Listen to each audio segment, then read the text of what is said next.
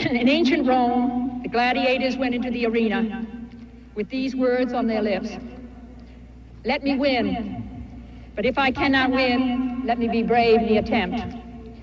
Today, all of you young athletes are in the arena.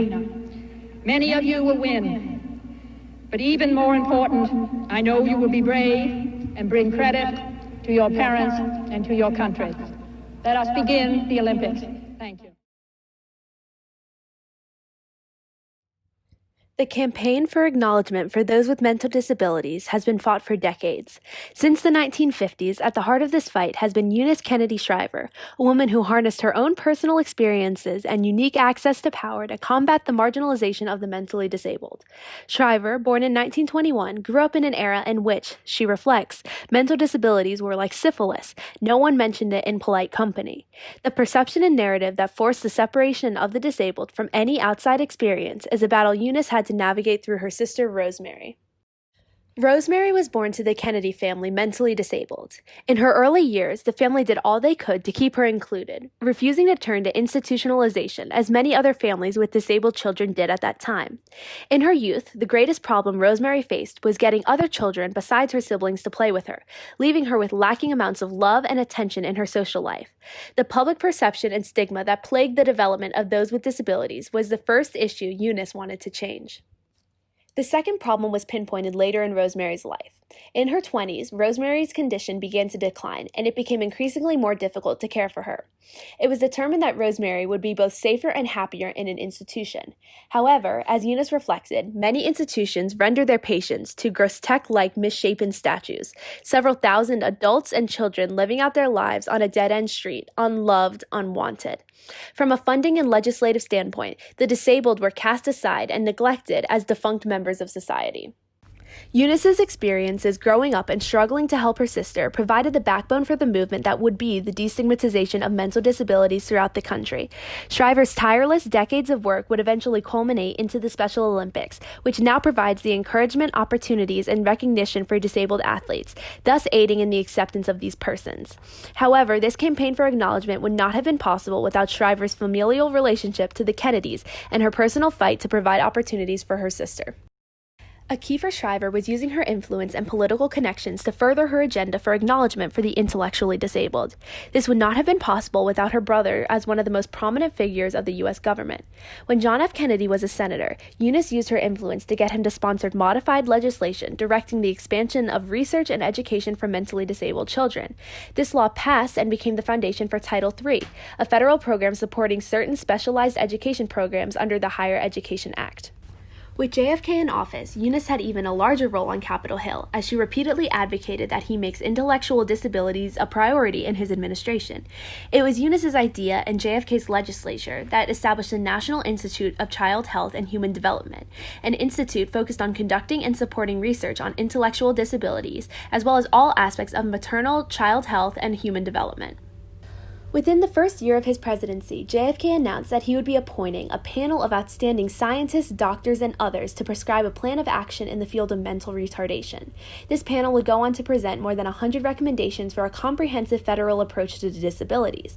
The recommendations made by this panel provide the basis of the Mental Retardation Planning Amendment, providing planning grants and increased fundings to enable states to update their intellectual disabilities programs. Upon passing this legislature, JFK stated, "The mentally ill and the mentally retarded need no longer be alien to our affections or beyond the help of our communities." The work in legislature Eunice spearheaded behind the scenes of JFK's presidency often goes unnoticed. However, she also took to the stage and media herself. While Eunice's unique access to power provided her with opportunities to enact change, one of her most influential individual work was derived from her own personal experience. Eunice's article, Hope for Retarded Children, revealed the struggles that her family faced while accommodating Rosemary's needs. Eunice reflected on how those with disabilities were put aside so as to avoid public detection, stating, "20 years ago, when my sister entered an institution, it was most unusual for anyone to discuss this problem in terms of hope. But the weary fatalism of those days is no longer justified. The years of indifference and neglect are drawing to a close, and the years of research and experiment, faithful study, and sustained advance are upon us." The light this article shone on the Kennedy family and their close connection to intellectual disabilities was the first of its kind. Eunice's ability to encompass her own personal story, along with the progress that is yet to be made, provided the influence that is now credited with helping pave the way for both congressional and public acceptance. Already enacting change from a legislative angle, Eunice continued to fight for the intellectually disabled from her own private organizations. As Eunice continuously pointed out, a necessary catalyst in the campaign for acknowledgement was the normalization of the interactions between those with mental disabilities and those without. Eunice was able to foster this environment through her creation of Camp Shriver.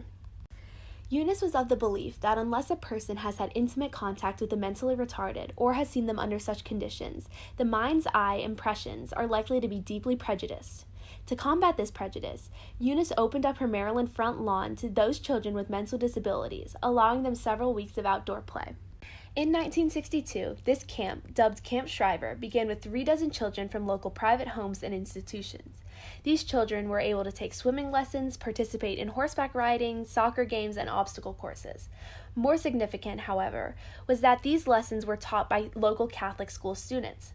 As the operation grew summer after summer to include over hundreds of campers and counselors, the interactions between everyone in attendance began to noticeably melt. Instead of participants and coaches, everyone, both with disabilities and not, played together, helping to dispel society's antiquated stereotypes. By 1968, Camp Shriver was a professional charitable organization dedicated to addressing the needs of the intellectually and physically disabled youth, as it was carried out through similar camps in a few cities across the nation. Jane Rogers, curator at the Smithsonian National Museum of American History, states that it was because Camp Shriver became successful enough to move onto the national stage as the Special Olympics that Shriver was able to use her political acumen to continue to raise awareness through programs and policies that affected those in the intellectually disabled communities. For example, Eunice wrote a letter to President Lyndon B. Johnson suggesting to begin a program of recreation and physical education for mentally retarded and physically handicapped youngsters. That is, to extend and promote Camp Shriver on a larger platform. Eunice devoted her time giving speeches throughout the country, highlighting newly funded research and her own personal anecdotes, emphasizing that the government had to do a better job providing opportunities for the country's youth. Eunice took upon her incentive herself, joining a venture with Chicago's Park District to bring athletes with mental disabilities together on the largest scale yet, the first Special Olympics. Around 1,000 Special Olympians, hailing from 23 different states, were able to come together and compete in track and field events. Despite only having 100 spectators in attendance, the Games proved the importance of athletics in the lives of disabled children, and also defined the Special Olympics as the way to promote awareness. After the first games came to an end, the mayor of Chicago stated that the world would never be the same. The athletes' abilities to compete, engage, participate, and excel in the field of sports and in their everyday lives has made a direct impact on the country's cultural narrative. The games were a catalyst, shifting perceptions throughout the mental health field, which has grown as there has been a greater understanding of the productivity of those with intellectual disabilities. 50 years of the Games have now commenced, and Eunice's effect is still felt. Athletes have taken the step up to planning the Games themselves. This activism by the athletes themselves led to the formation of the Special Olympics Unified Sports Initiative, which is seeking out the opportunities for Special Olympic athletes to compete with the non-intellectually disabled. Above all, participation in the Special Olympics has grown to 5 million athletes in 172 countries with over 1 million volunteers, proof that awareness and acceptance has also grown. From both a legislative and societal angle, Eunice was able to shift the perception surrounding those with mental disabilities around the world. The effects of providing research opportunities and evidence that these groups can have a functioning role in society, all which Eunice was able to spearhead, cannot be measured. This bears the question, how was Eunice able to do it all? The answer lies in Eunice's groundbreaking article, where she said herself that it was her personal experience that allowed her to truly enact change.